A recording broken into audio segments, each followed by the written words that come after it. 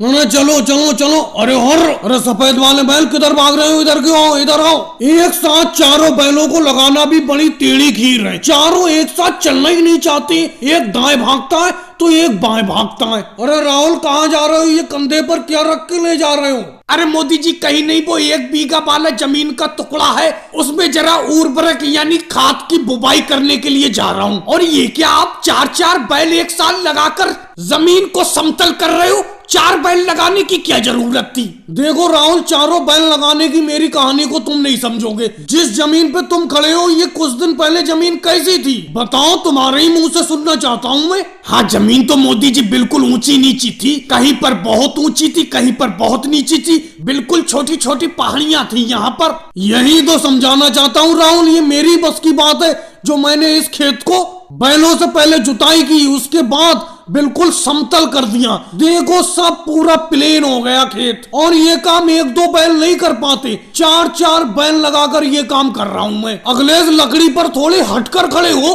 तुम तो मेरे करीब चले आ रहे हो। अरे मोदी जी कब तक इस जमीन को समतल करते रहोगे? अब समतल हो तो गई, प्लेन हो गई बिल्कुल जमीन। आज 4 दिन हो गए इन 4 बैलों के साथ अपनों को जमीन को समतल करते हुए। अरे योगी जी आ गए। अरे मोदी जी तुमने तो अपनी जमीन को बिल्कुल प्लेन कर दिया, यहाँ तो छोटी छोटी पहाड़ी थी पहले। अरे मेरा भी एक खेत है 2 बीघा जो आपने देखा है पूरब में, उसको भी समतल कर दो।